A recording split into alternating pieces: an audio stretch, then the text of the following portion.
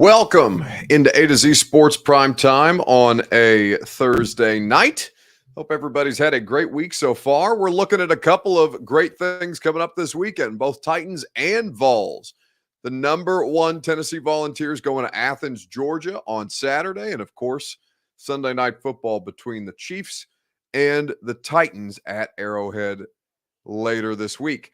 We're going to get into both of these games specifically and get your input on what one thing each needs to do to be able to win their respective matchups. We'll do a weekend bounce back, as is the custom, and then we'll get you out here in time to catch the second half of Thursday night football between the Eagles and the Texans, currently tied at 7 all with just under 7 minutes to go in the second quarter. Before we get started, though, need you guys to share this show wherever you consume us. If you're hanging out on Twitter, please retweet the show. That's in the bottom right-hand corner of your screen. I'll do it now from my Twitter account, as a matter of fact, and you can do the same. If you're on Facebook Live like Rob Wright, you can share now to public. That's in the bottom left-hand corner of your screen on the Facebook Live app. If you are on YouTube or Twitch, subscribe to the channel, like the video if you would be kind enough to do so. And we will appreciate you guys doing that. Always grateful when you guys share the show the way that you do, so we can get as many people involved with tonight's broadcast as humanly possible. Now that you guys are here, ready to talk about the Titans and Vols, more people will trickle in as we get up and rolling. We can go ahead and get started. Welcome into A to Z Sports Prime Time from the Superbook Sports Studios. I'm your host, Buck Rising. If you're new to the show, and I'm proud, as always, to be presented to you by Two Rivers Ford. Two Rivers Ford is the best place to go. The best car buying experience humanly possible can be found, as well as 2023 model year Fords at Two Rivers Ford in Mount Juliet or online at tworiversford.com. The Ashton Real Estate Group of RE/MAX Advantage. GaryAshton.com is where you go for your dream address without the stress. Get the intel edge you need to succeed at GaryAshton.com. And Superbook Sports, where you go to wager on all the action this season, no matter what it is you want to wager on. Football, basketball, everything in between. Superbook Sports has you covered. They'll match your first bet up to $1,000, win or lose, in the Superbook Sports app. And TrueMav Fitness, a great place to go, the best place to go to get your fitness journey started, conveniently located downtown Nashville in the Gulch. TrueMavFitness.com for your first workout free as a Middle Tennessee resident. So, Titans and Vols both have big games this weekend, and both have the opportunity to change a narrative, right? For Tennessee, it's a little different. You've already gotten a signature win against Alabama. At the time, as good a team as any in the country. Now you have the opportunity to go on the road and do the same against the Georgia Bulldogs, who were previously ranked as number one. But now that the AP, or rather the College Football Playoff poll, is officially out, Tennessee remains the top team, or finds itself at the top of the heap when it comes to college football. So they have the opportunity to go and cement their status in the SEC East on Saturday. Then for the Titans, they haven't played a game like this, a matchup like this, since the Buffalo Bills. And we all know how that went down a couple of months ago, or a little over a month ago at this point. No, more than over a month ago. That was back in September. That was week 2. It's crazy because it's already week 9. Either way, they have not had an opportunity to kind of right the ship optically since then, and now have Patrick Mahomes and the Kansas City Chiefs on the road to be able to kind of do that against a team who they've had success with, certainly in the regular season. Mahomes winning the playoff game between the two of them in the 2019 AFC Championship game. So now, as we talk about narratives and what it is that both the Titans and the Vols can do to correct the narrative, or to shape the narrative around each of their respective seasons this year, let's start with the Titans first, and then we'll get to Tennessee. Your Two Rivers Ford take is what we are going to do on Facebook, YouTube, Twitter, and on Twitch, if you would be so kind.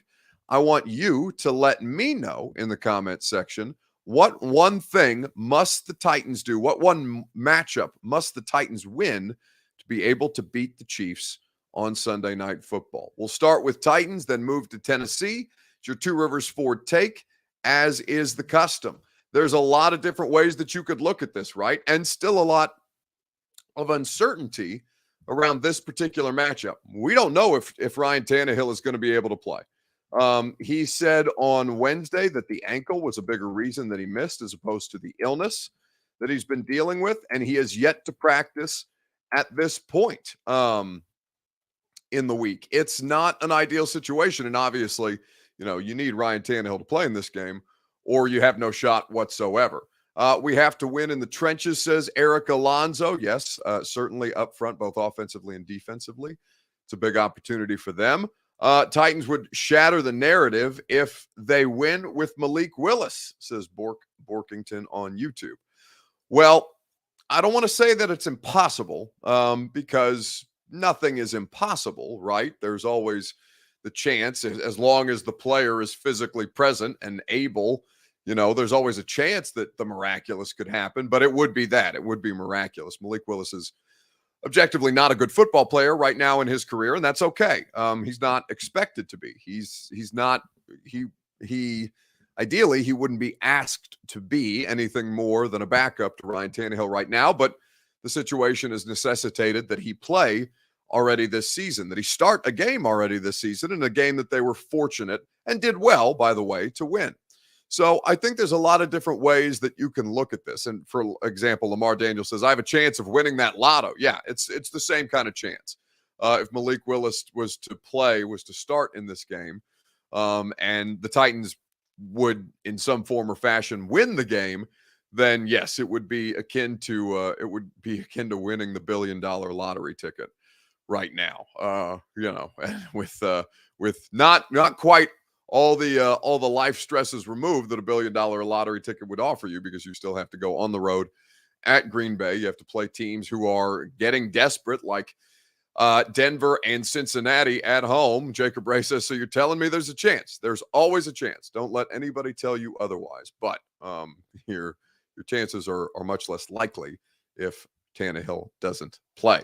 So let's talk about this together. It's your Two Rivers Ford take. It's made possible by the lovely folks at Two Rivers Ford. Two Rivers Ford has 2023 model year Fords available now. Go test drive one if you like at the dealership in Mount Juliet before you go through the car buying process, before you initiate the car buying process. You can go as many times as you want, test drive as many vehicles as you like, and you'll never feel pressured at Two Rivers Ford because their sales staff does not work on commission. They're making a paycheck whether they sell you a car that day or not. Two Rivers Ford always goes above and beyond to reach those exceptional customer service standards. That's why they're the best. Get a quality American-made Ford vehicle and the best car buying experience in the country, I believe, at Two Rivers Ford in Mount Juliet or online at tworiversford.com. So, what one matchup must the Titans win to be able to get this done on Sunday Night Football? The thing that I come back to more than anything is they must be able to run the football, not like they did against the Texans. They'll need some semblance of a passing game. But they have had upward momentum, they've been on an upward trajectory as far as their run game is concerned. And certainly Derrick has been doing that lately with a lot of volume. Yeah, I'm a Kobe fanatic, so anything I see from Kobe on the internet, I screenshot and hold on to. So anything I can implement from when he played, his mindset, his work ethic, I just try to take it and try to implement it in mine. He was a great player. I'm always stayed hungry, never was satisfied. So one of my favorite athletes of all time not my favorite athlete of all time, but just a guy who was great, won championships, but was always hungry and always had that drive. Did you ever get to meet him? It's so funny. It was right after I got drafted, I was going to the ESPY because I was up for college football player of the year. And we were on the red carpet, and I think his wife was pregnant at the time, and I was standing on the red carpet with somebody who works for my agency.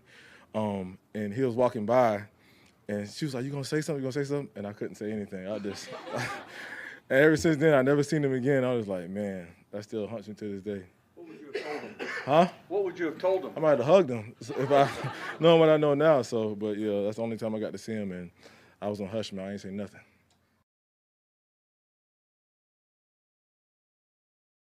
So that's Derrick Henry talking about the Mamba mentality that he likes to emulate. And he also addressed his foot. He was on the injury report with a foot injury listed as limited. He obviously hasn't practiced the last couple of days either, and they've been overly, they not overly cautious. They've been cautious with him, obviously. Now, he said there's nothing wrong with his foot. He said it's just been maintenance, and that's typically, that's a fairly common practice for Mike Vrabel. Even especially as the season gets later and these guys take more physical contact, he just limits their on-field work. It's you're not worried about Derrick Henry knowing the offense and knowing the plays and being ready to go come Sunday. He's obviously going to participate in walkthroughs. He's in all the meetings. Derrick is going to be okay if he does not go through practice this week. Now, would you expect him to participate fully in one day of work, or at least as a and continue to be a limited participant? Yeah, and that would all be well and good. But at this point, the matchup that they absolutely have to win, time of possession for this team is going to be critical because they don't get possessions that way. Brian Malone says it correctly. Read more of your comments on this before we talk about what the Vols have to do to beat Georgia here in just a second, right after I remind you that the place that you go to get the intel edge you need to succeed is GaryAshton.com. Your dream address without the stress is what the Ashton team offers you. They can put you in your dream address with the same intel that they helped me do that almost 4 years ago this past summer. GaryAshton.com. The team is tremendous. It's the team that your favorite teams trust when they go through the home buying or selling process, because Gary Ashton will help you sell for more with that intel edge you need to succeed. The best in the business is the Ashton Real Estate Group of RE/MAX Advantage. The number one RE/MAX team in the world is the Ashton Real Estate Group of RE/MAX Advantage at GaryAshton.com. So, Derrick Henry, and against this Kansas City rushing defense. Now, to look at them statistically, the Chiefs are, an overall good defense at this point. And you look at the numbers, for example, because this was obviously the Texans are playing Thursday Night Football against the Eagles right now. Neither of those teams, as a matter of fact, do have a terribly good rushing defense. And to look at it right now, the team that is allowing the most yards is the Texans, especially coming off that 300-plus yard performance that the Titans put on them. The Bears have been bad against the run, as have the Packers. The Chiefs, against the run specifically, have been a really good team. They have been, at this point, they have been the second best rushing defense just behind the Titans thus far. They've allowed only 644 yards on the ground. The Titans have allowed only 624. So they're basically neck and neck at this point. The yards per carry average that the Chiefs are allowing slightly higher than what the Titans are giving up on the ground. The Chiefs are allowing 4.2 yards per carry. Actually, they're dead even. 4.2 yards per carry is what the Chiefs and the Titans are allowing in their ground game. But they've limited attempts and they've limited rushing yards total against both of those defense. So it's going to be a big opportunity and a difficult test, not just because of what Mahomes brings, but because that defense is playing really high level football right now. Greg Cosell talked about the Chiefs defense a lot on this week's episode of The Install. Some names that you may not be familiar with who are playing really good football right now within the scheme that Steve Spagnuolo likes to implement. Miro says Kobe had always admired work ethic, so yes, he would have been proud of Henry's ability to come back stronger after injury. It's pretty crazy. Pretty crazy to think about the somebody like Derrick Henry being speechless. Now, at that time, he was still in college, and Derrick, I think, has become more comfortable. These the last couple of years with the situation, just generally talking and being present in media. Sometimes he's in the mood for it. Rarely he's not. And so, I can't imagine a situation where Derrick would be super shy and scared to go up and say something to Kobe and panic a little bit. It's just funny to imagine that at this point. Eric says, as I'm listening to the live, my girlfriend says your voice is annoying. Throw a shot at her. No, I mean, she's right. The only thing that's not annoying about my voice, because I hate the way that I sound. I'm with your girlfriend. I'm on her side.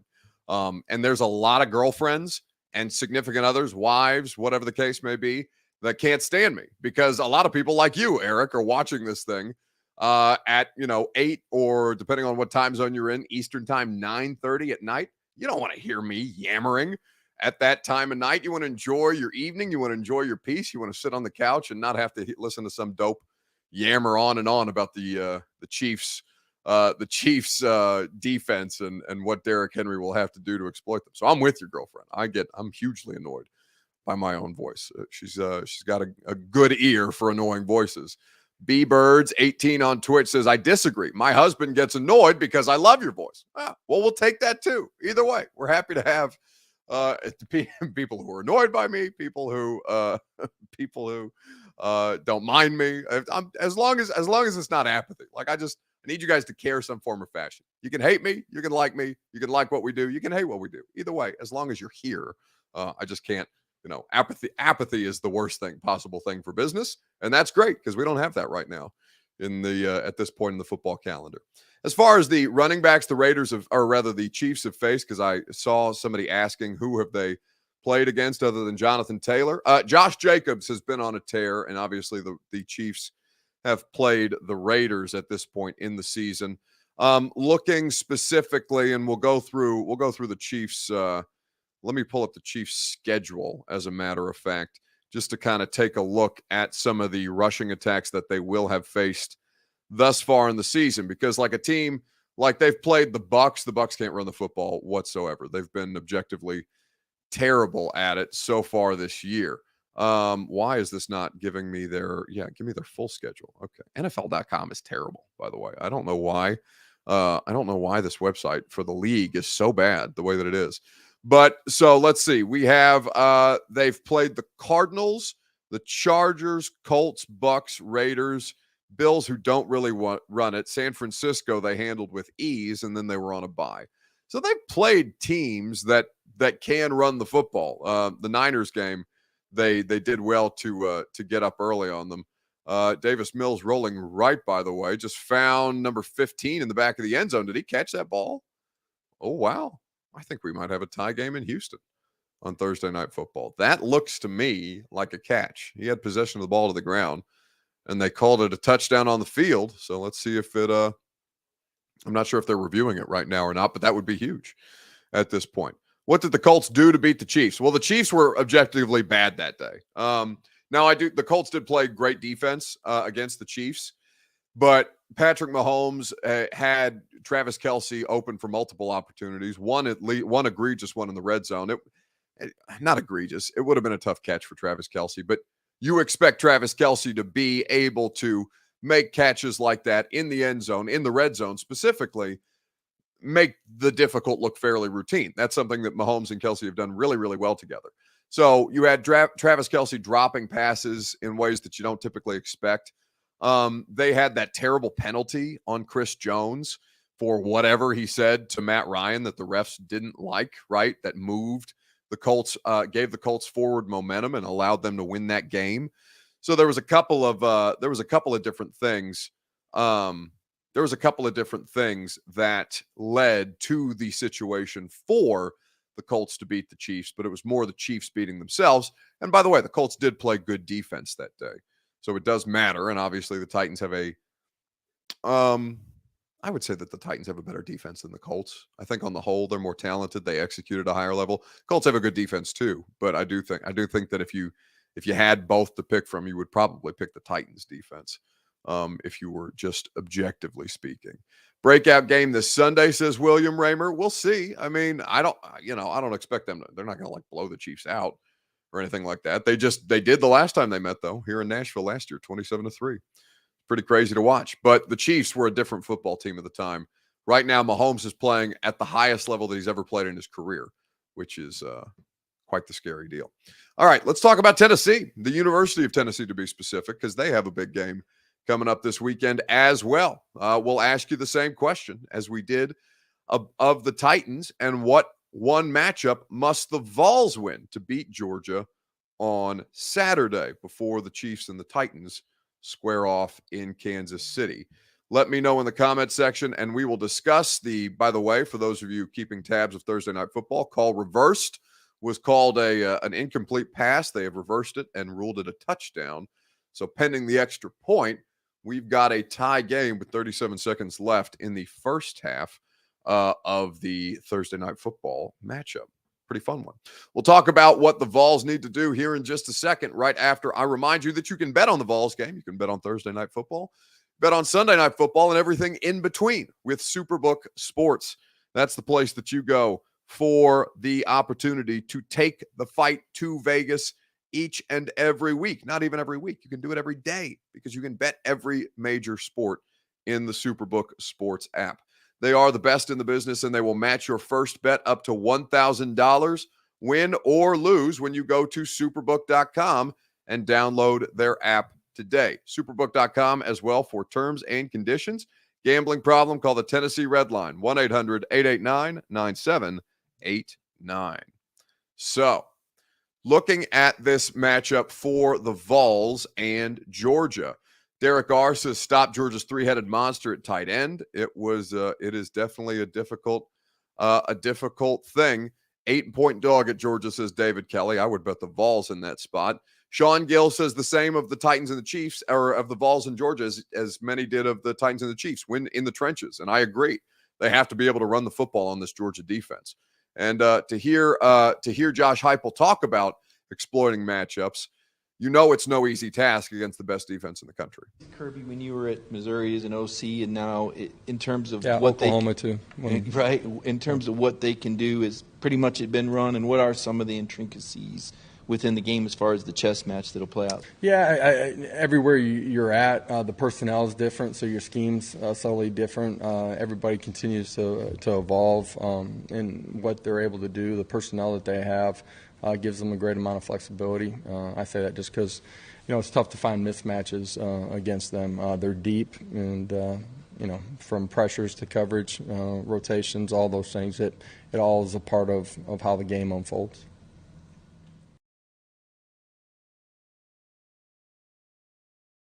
So Tennessee can match up with anybody, but Georgia does have the best defense in the country. And, the question that we've been asking on the radio show all week long, because we've talked a lot more Vols there, obviously, you have a situation where if Georgia can't stop them, I don't know who can, right? Because they're going to get their numbers on anybody. They're going to create these isolation plays, basically, where they're going to find a way to exploit a one-on-one matchup somewhere within the defense, and they're going to beat you deep with it. Especially if they can run the football. Now, Pittsburgh did well to keep their rushing game down on early downs, which kind of derailed a lot of what it is that Tennessee wants to do. But I do think that they have the one matchup that they need to win is in the trenches specifically, because being able to run the football and protect against this Georgia defense, who will be out without Nolan Smith, who's an absolute stud. Really unfortunate to see him lost, it looks like, for the year with a torn pec. To be able to run the football and pass protect for Hendon Hooker and allow these passing concepts to develop is such a big deal. That's the one place that I need to see Tennessee win to have a chance in this game. Georgia hasn't played anyone since Oregon, so defensive statistics are a little misleading, says Mark. Yeah, but Mark, you know what they are. Like, you can downplay Georgia if you want. I think that's foolish. I think they're going to come in as motivated as any team playing a football game on Saturday, because for the defending national champions who don't have a loss on the season to be dropped from number 1 in the AP poll to number 3 in the college football playoff rankings, there is good. That's easy fodder for Kirby Smart to be able to get these guys back engaged, get the juice that you need to kind of spur on the competitive edge. If you think that your team, as the defending champions, may have been lulled into a sense of security, that's not going to be the case. They're going to come after Tennessee with everything they've got, and they've got a lot. So I think that at this point you have a situation where Tennessee matches up well. Tennessee, I think, can score. I think they can score 35 points on anybody in the country.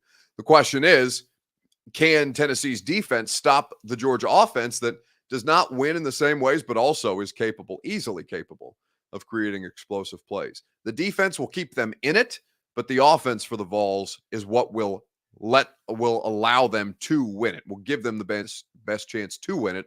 The defense, though, obviously has its own part to play. So we'll find out on Saturday between these two teams, and then certainly you guys know I'll be in Kansas City on Sunday for Sunday night football. Obviously, no primetime show on Sunday night because the Titans will be playing a game. All right, let's do a weekend bounce back and then get you out of here in time for half of Thursday night football, rather. Who needs to bounce back in sports the most this week? Let me know in the comments, Facebook, YouTube, Twitter, and Twitch. Who needs to bounce back this week in sports? We'll talk about it together right after I remind you that the place that you can bounce back relating to your fitness goals is TrueMav Fitness in the Gulch. They will give you the tools you need to succeed to get your fitness journey on the right track. This is something that is difficult to do, but once you get into the routine, the workouts become enjoyable. You look forward to them. You build them in as a part of your daily healthy habits. If you're not somebody who works out every day, maybe that you don't have the time for that. But even when you go 1 time a week, 2 times a week, 3 times a week, they find a way to put you in the best possible position to succeed no matter what level of fitness that you're at. The classes are between 40 and 45 minutes. Boot camp style. If you don't like group workouts, they have personal training. If you don't like personal training, they've got an open gym and you can work out on your own. So sign up for your TrueMav Fitness membership today at TrueMavFitness.com and get your first workout as a Middle Tennessee resident free. So who needs to bounce back the most in sports this week? King Henry, says the distinguished gentleman. He's all we got. Well, he's not necessarily in need of a bounce back, but you need him more than anybody on Sunday. Tannehill says Brian Malone. I would agree. That is indeed the case. Stephen King says the entire Nets organization. What a shit show. Yes, it has been really, really bad. William Romer says any sport, the Predators. Yeah, the Preds suck, man. I know. They're playing a game tonight, right? I'm pretty sure. In fact, I don't know what the score of the Preds game is. I know they just got run last night when we had the game on. They have really, really struggled. Wow, no good on the field goal attempt to send this game into halftime. Yikes. 14-14. Eagles get the ball in the second half. We'll see how this goes. But yeah, the Preds are objectively a bad football team right now and could use a bounce back. But whomever said Kyrie Irving and the Nets said it correctly. Kyrie Irving was suspended today for obvious reasons. He's been out there with incredibly anti-Semitic rhetoric that he's been posting on his social media channels and supporting. Obviously, you can't have that, especially in such a heavily populated, Jewish populated area like Brooklyn, New York is in the state of New York in Manhattan. You cannot have the kind of rhetoric. You cannot have under any circumstances the kind of rhetoric that Kyrie Irving is promoting. But certainly you cannot double down on it the way that Kyrie initially appeared to do. Are you sorry for the hurt that your post caused people? I take my responsibility for posting that. Some things that were questionable in there, untrue. Like I said, and the first time you guys asked me when I was sitting on that stage, I don't believe everything that everybody posts. It's a documentary. So I take my responsibility. It seems like Adam Silver wanted to hear the word "I apologize," or in your mind, you said, "I didn't mean to cause any harm." Were you apologizing, or did you not apologize? I didn't mean to cause any harm. I'm not the one that made the documentary. What are the specific things in the documentary that you don't believe are true and that you don't believe represent your cause? I think some of the criticism of the Jewish faith in the community, for sure. Some points made in there that were unfortunate.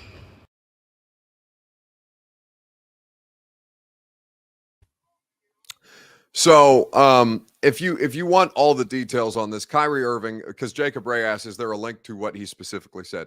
So he specifically was posting things on social media about a documentary that is hugely problematic and is very, very heavily anti-Semitic. Now, he said of the documentary initially that this was something that he was consuming. He made commentary on it on social media.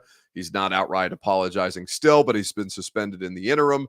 And obviously you cannot have one of the best players in your sport in the state of New York, in the city of Manhattan, in the borough of Brooklyn, out here promoting anti-Semitic rhetoric. It's unfathomable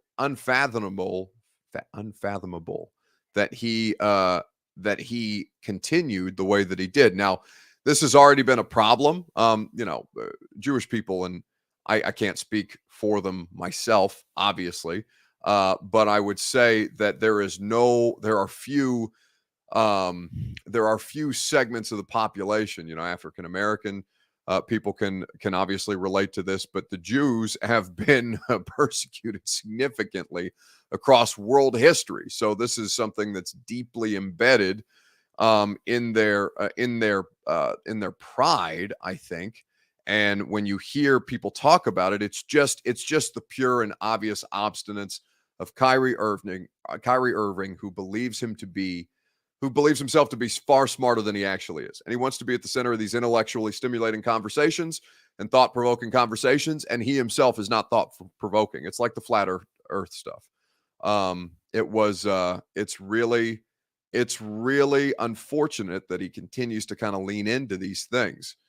But, if you want to, you can go find the documentary for yourself. I think it's on Amazon. As a matter of fact. In fact, I think it's interesting that it's even allowed on Amazon, but maybe that's a freedom of speech type of thing. It's either way, it's unfortunate. And for Kyrie, Kanye too, man. Kanye's just a different scenario entirely. Because I don't know.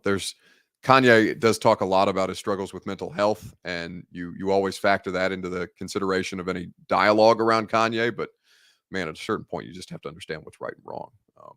And he has certainly been on the wrong side quite frequently throughout his past. All right. That's going to do it for us tonight. Sorry to end it on a super serious note. Radio show today, by the way, was great. We had so many great guests. We had Christian Fulton, Titans Corner. We had Mike Felder of Stadium, the best X's and O's mind in college football that there is. And Josh Dobbs, our buddy Thomas Edwards and Josh Dobbs, former Vols quarterback, now quarterback for the Cleveland Browns, came in studio and got us hyped for Tennessee at Georgia. So you can go check that out in the podcast feed for the radio show today. It's called The Buck Rising Show. Really creatively named, The Buck Rising Show, in your favorite podcast app. Tomorrow, Coach Mack and Emily Prout, who we always enjoy seeing. A lot of college football and Titans talk there. Install If I'm Plugging Podcast. You can do that via your favorite podcast app with Greg Cosell. And the A to Z Sports 615 Sessions podcast will be in your feed tomorrow afternoon. Have a great rest of your weekend. Enjoy Saturday and Sunday. I will not talk to you Sunday night from Kansas City, but we'll do a quick Titan Game Day morning show the morning of Sunday Night Football. So I'll catch up with you from Kansas City at some point. See you guys. All right, we haven't scored a point since I came in here. I am gone, guys. What? That's it? We got a couple more questions. No, that's it. Peace out by the GM.